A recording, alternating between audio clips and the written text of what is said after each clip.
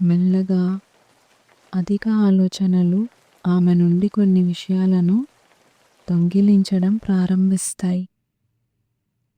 ఆమె శాంతిని, ఆమె ఆత్మవిశ్వాసాన్ని, ప్రస్తుతాన్ని ఆస్వాదించే సామర్థ్యాన్ని,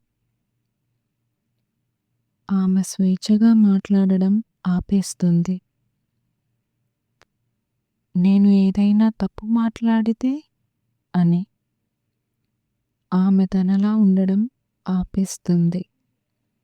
వాళ్ళు నిజమైన నన్ను ఇష్టపడకపోతే అని